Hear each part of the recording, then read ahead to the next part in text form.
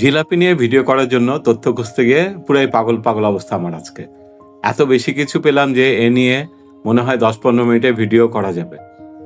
প্রথমত, জিলাপির উৎপত্তি হয় ইরানে এবং আজ থেকে 1000 বছরের বেশি সময় আগে। একে ইরানিরা ফার্সি ভাষায় বলে জুলবিয়া। জুলবিয়া কিন্তু নয়।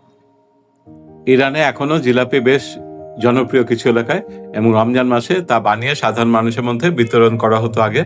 এখনো মনে হয় কম বেশি তা হয়। বাংলাদেশেও কিন্তু জিলাপি সবচেয়ে বেশি বিক্রি ও খাওয়া হয় রোজার মাসে। ইফতারের অন্যতম আইটেম এটি।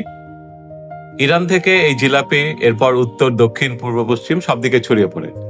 তুরস্ক, আরব দেশগুলো, উত্তর আফ্রিকা, দক্ষিণ এশিয়া সবখানে জিলাপি জনপ্রিয় হতে থাকে। ভারত, পাকিস্তান, আফগানিস্তানে মনে হয় জালেবি শব্দটা বেশি প্রচলিত এই খাবারের নামের জন্য। আর বাংলাদেশে আমরা জিলাপি নামে একচেটিয়াভাবে চিনি। বাংলাদেশের জিলাপিতে জাফরানের ব্যবহার একদমই নেই, অন্তত আমার চোখে পড়েনি কখনো। আফগানিস্তানের জিলাপিতে কোনো খাবারের রং বা ফুড কালার মেশানো হয় না, তাই সে দেশের জালেবি হলুদ রঙের হয়, কমলা রঙের না। ইরান সহ বিভিন্ন দেশে জাফরানের ব্যবহার হয় জিলাপি তৈরিতে। একটা বিষয় একদমই জানা ছিল না আমার, যা আজকে জানলাম। নেপালে জিলাপিকে বলা হয় জেরি। প্রথমে আমি ভেবেছিলাম মনে হয় টম এন্ড জেরির কার্টুনের জেরি, কারণ এই কার্টুন দুনিয়ার অনেক দেশেই প্রচন্ড জনপ্রিয়।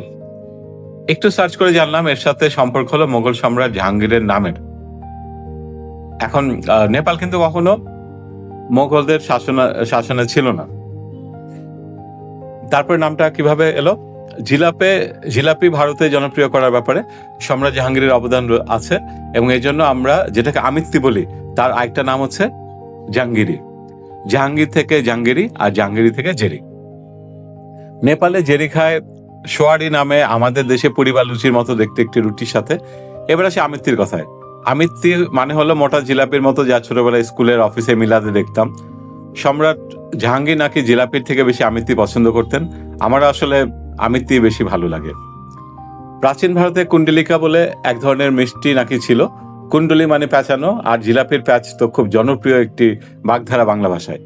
এই কুণ্ডলিকা থেকে জিলাপির উৎপত্তি কিনা তা জানি না, তবে এই মত খুব একটা জনপ্রিয় হয়নি, বরং প্রায় সবাই এটাকে মনে করেন যে ইরান থেকে এসেছে।